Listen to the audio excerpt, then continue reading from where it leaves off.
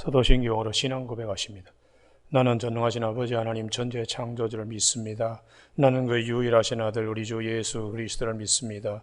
그는 성령으로 잉태되어 동정노 마리아에게서 나시고 본디오 빌라도에게 고난을 받아 십자가에 못 박혀 죽으시고 장수된 지 사흘 만에 죽은 자 가운데서 다시 살아나셨으며 하늘에 오르시어 전능하신 아버지 하나님 우편에 앉아 계시다가 거기로부터 살아있는 자와 죽은 자를 심판하러 오십니다.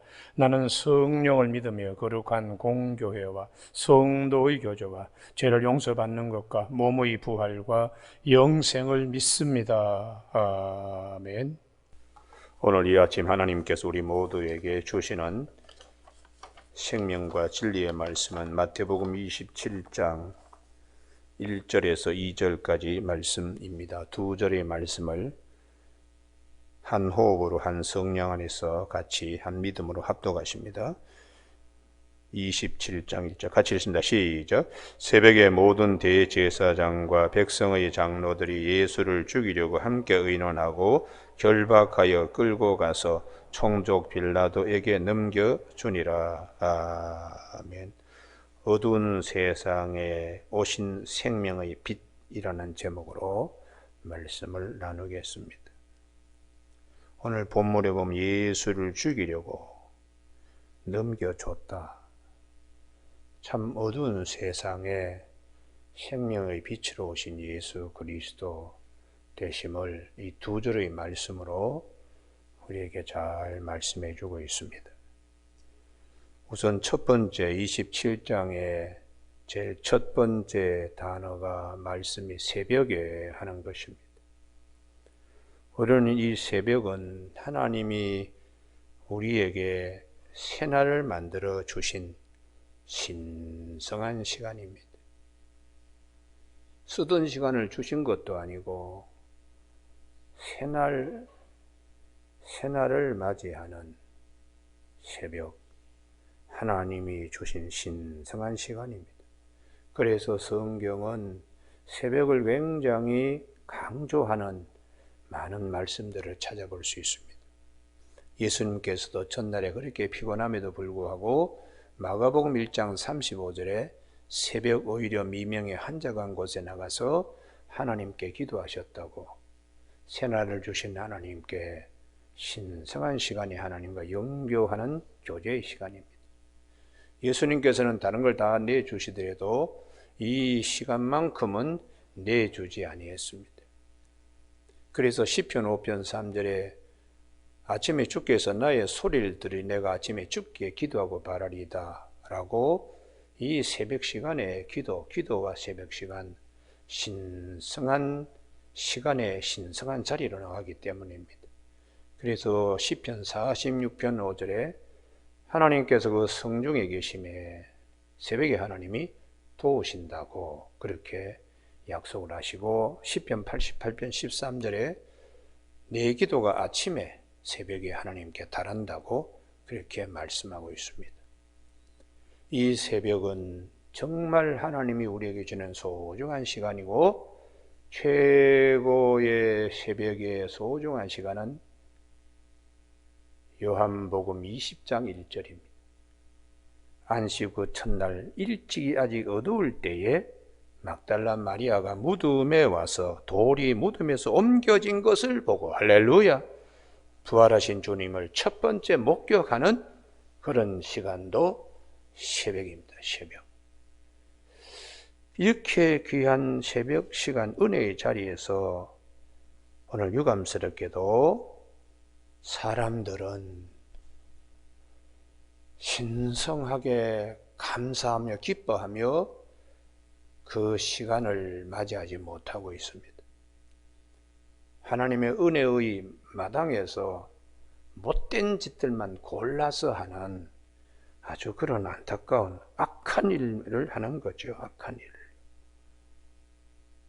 그래서 성경에 우리가 항상 주목할 것은 날과 시간에 대한 개념인데, 창세기 1장에 저녁이 되고 아침이 되는 하나님의 시간, 밤새 뭘 해야 되는가?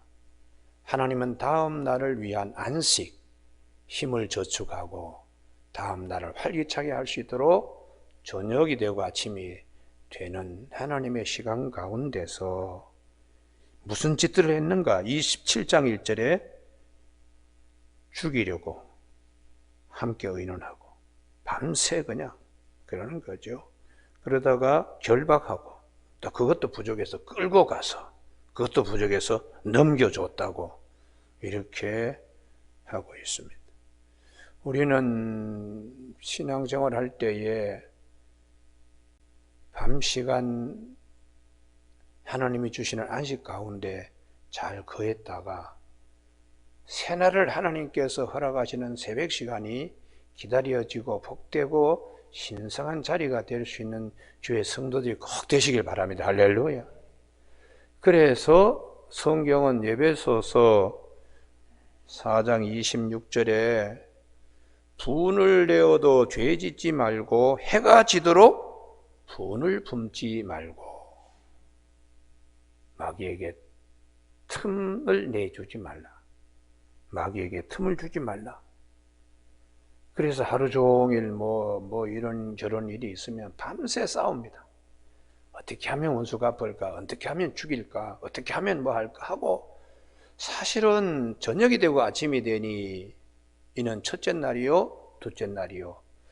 참 기쁨으로 이렇게 맞이하고 참 보시기에 참 좋았던 그런 하나님의 이 말씀을 잘 기억하며 우리가 인생의 여정을 살아가면 그분이 뭐 세상적으로 많이 갖지 못하더라도 유명하지 못하더라도 내면에 세상이 주지 못하는 주님의 기쁨이 우리에게 충만합니다. 할렐루야.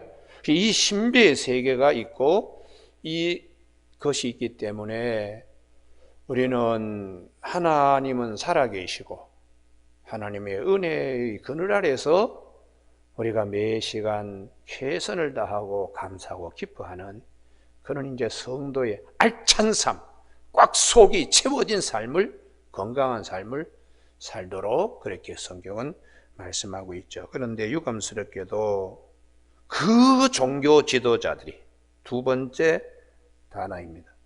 모든 제사장과 백성들의 장로들, 그 종교 지도자들. 사람들이 볼 때는 야, 참 저 정도야. 다들 이렇게 존경받을 수 있는 그런 지도자들입니다. 그런데 그들의 하는 꼴을 보면은 죄덩어리로 굴러가고 있습니다. 그 종교 지도자들이 예수를 죽이려고 함께 의논하고 그것도 부족해서 결박하고 그것도 부족해서 질질 끌고 가고 그것도 부족해서 나중에는 넘겨주고 말았다. 이게 얼마나 사악한 존재인가를 일목요연하게 이게 성경에서 이 말씀하는 것은 인간이 이와 같은 존재라는 거예요. 인간의 실존이. 그래서 이걸 한마디로 줄이면 사람은 죄덩어리다. 죄덩어리. 이걸 깨치기 전까지는 주님의 은혜, 주님의 십자가, 생명의 빛으로 오신 예수님에 대한 감사와 감격이 없습니다. 내가 얼마나 죄덩어리인가 이걸 알아야지 어두운 세상에 나를 위해서 생명의 빛으로 오신 예수님께 대하여 감사할 수 있습니다. 그래서 구약 성경에 우리가 얼마나 죄덩어리인가 선악 하나 따먹었는데 그게 하나님과의 관계에서는 완전히 뒤틀려져 있는 거죠.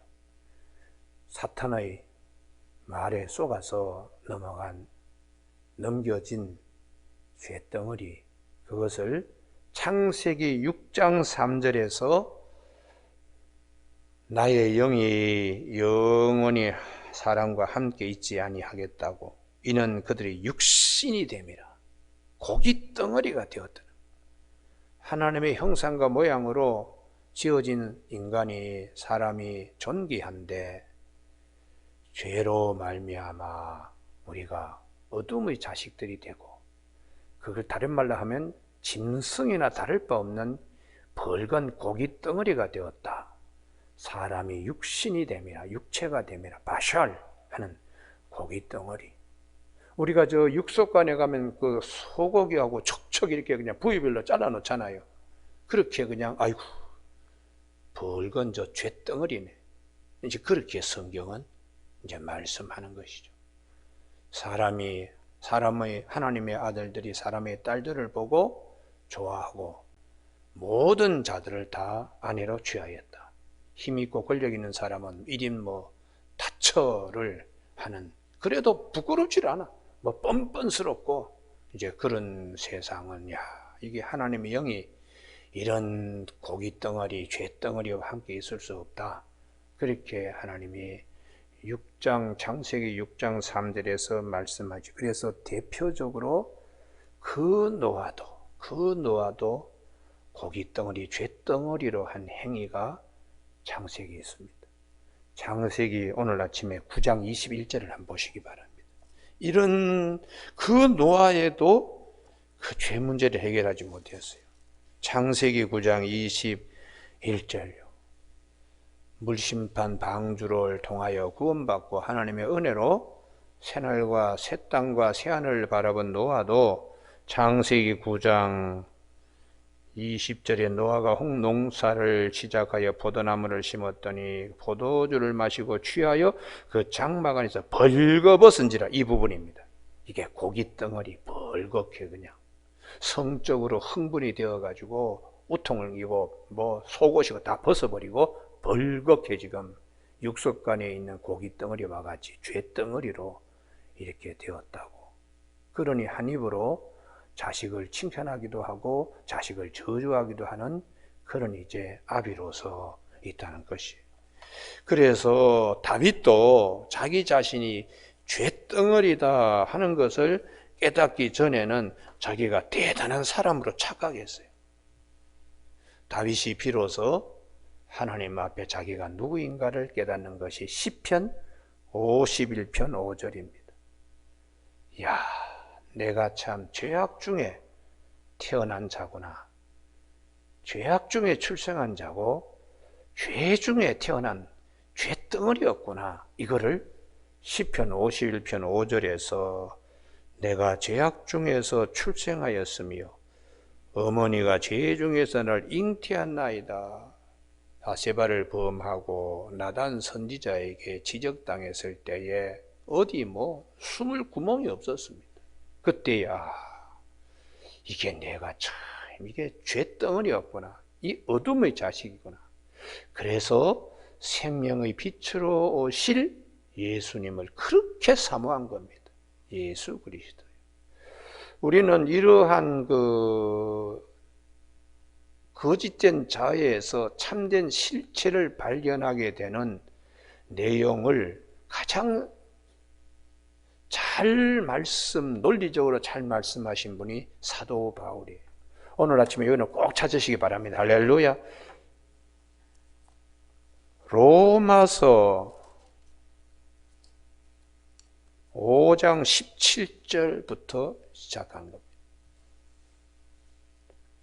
로마서 5장 17절. 우리가 예수를 믿을 때에 내가 누구인가 이걸 잘 알지 못하면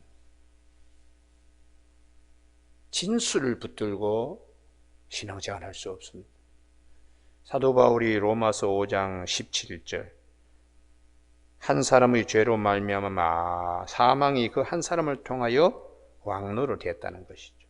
왕노로 됐다고. 그래서 참 이 어둠과 사망 이런 것들이 확도나는 세상에 예수를 만나지 아니하면, 예수가 없으면 그냥 망해가는 삶이라는 것이. 그런데 그러한 존재의 자기인식, 나는 죄덩어리요 고기덩어리라는 것을 그가 고백한 것이 그 뒤에 로마서 7장 19절입니다. 로마서 7장 19절. 그 대제사장들과 그 백성의 장로들이 어떻게 예수를 죽이려고 의논하고 그리고 잡아 메어가지고 끌고 가서 넘겨줄 수 있는가? 바로 이것 때문이죠. 로마서 7장 19절. 내가 원하는 바 선을 행하지 아니하고 도리어 원하지 아니하는 바 악을 행하는도다. 만일 내가 원하지 아니한 그것을 하면 이를 행하는 자는 내가 아니요 내 속에 거하는 죄니라. 21절 같이 읽습니다. 시작.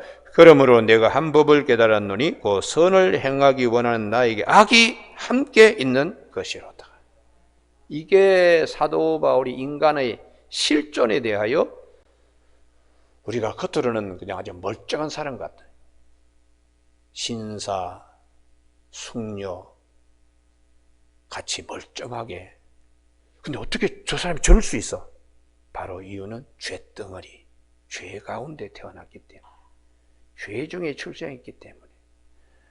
그 노아도 벌건 그런 육신의 그 고기 덩어리와 같은 것에서 벗어나지 못했어.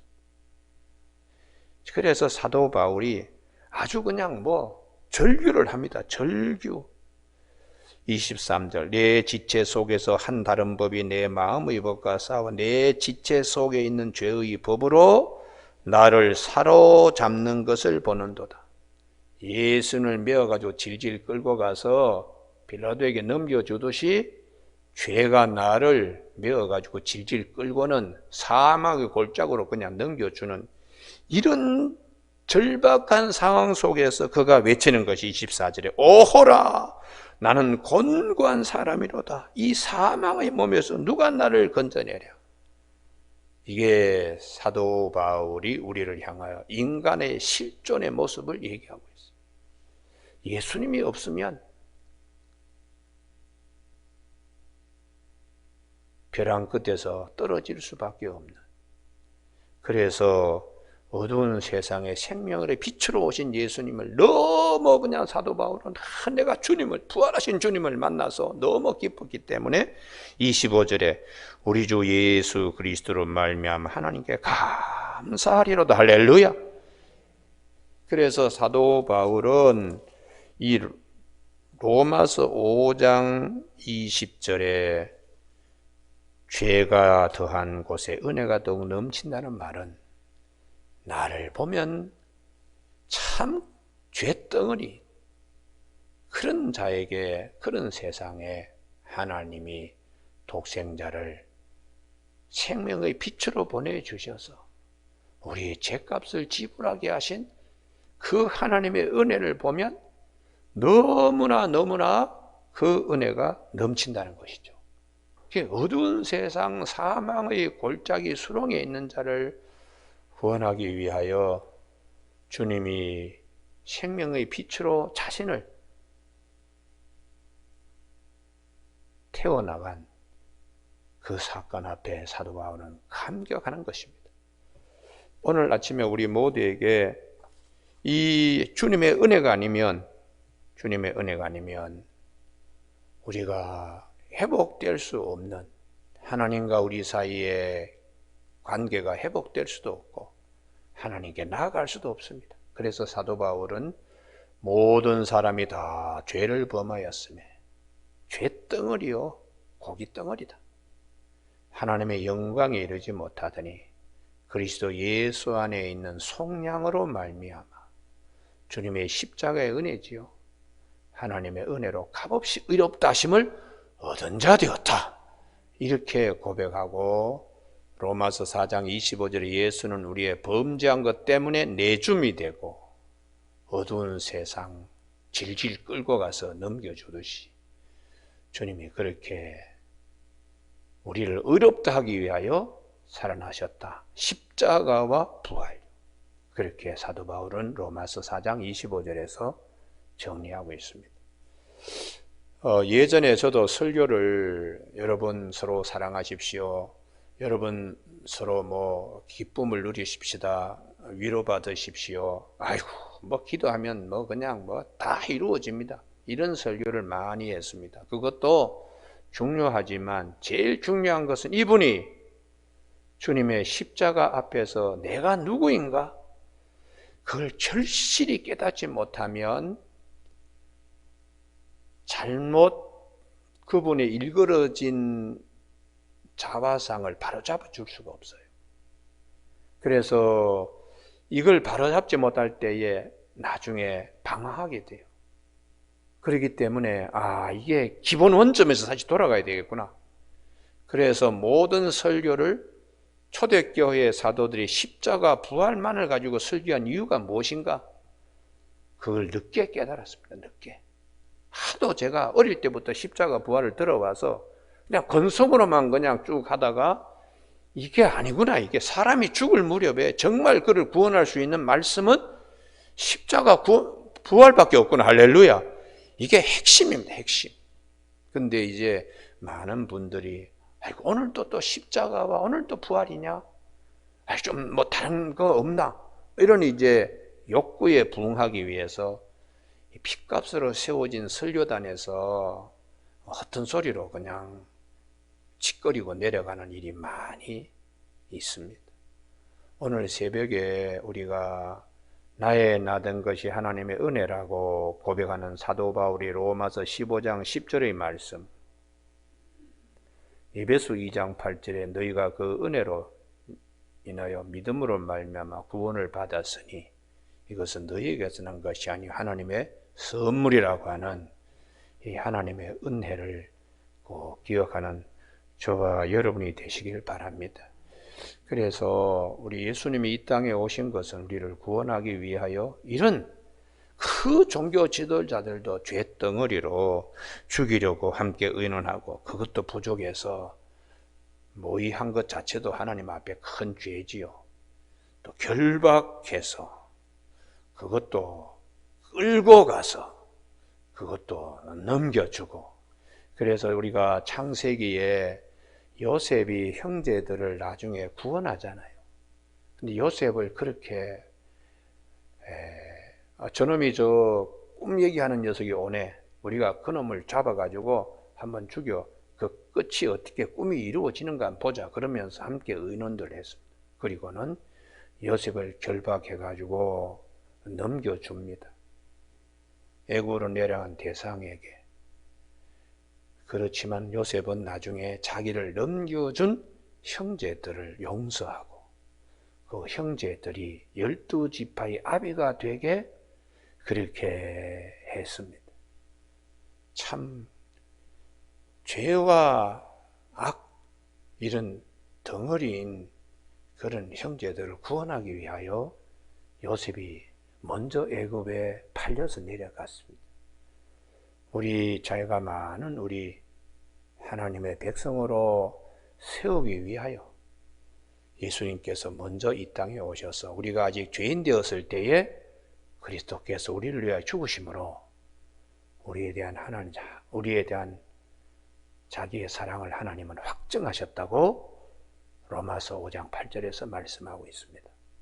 오늘 아침에 우리 이 마태복음 27장 1, 2절 두 절의 말씀인데, 이 말씀 어두운 세상에 생명의 빛으로 오신 예수 그리스도를 우리가 다시 한번 묵상하고 그 은혜에 감사하는 아침이 되기를 주님의 이름으로 축복합니다. 기도하시겠습니다. 하나님 아버지, 나의 나된 것이 하나님의 은혜라고 고백한 사도 바울의 고백이 오늘 아침 우리 모두에게 함께 고백되어지는 아침 되게 하여 주시옵소서. 우리가 아무리 요조 숙녀 신사인 것처럼 우리가 살지만은 우리 스스로는 죄덩어리입니다. 성령이 우리를 붙들어 주지 않고 놓아버리면 죄와 악이 언제든지 밀물처럼 밀려 들어옵니다. 우리 하나님, 오늘도 우리의 지체를 불의의 무기로 죄에게 내주지 말고 새날을 주신 하나님 앞에 우리 자신을 예수님이 하나님께 드린 같이 우리의 지체를 의의 무기로 하나님께 드리는데 매진할 수 있도록 도와주시고, 영적으로 깨어서 내 자신이 주님이 아니면 이 죄덩어리와 같은 자를 누가 이 사망의 자리에서 건져낼 수가 있겠는가? 예수 그리스도 우리의 죄를 위하여 이 어두운 세상 베들레헴의 마구간에 오신 예수님, 그 예수님 생명의 빛 되신 예수님께 감사하며 기뻐하는 우리 모두가 되도록 복나려 주시길 원하옵고 예수님 이름으로 기도드립니다. 아멘.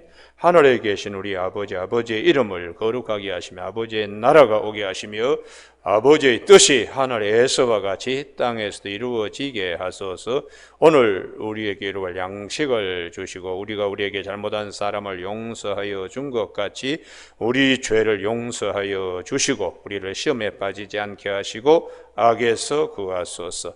나라와 권능과 영광이 영원히 아버지의 것입니다. 아멘.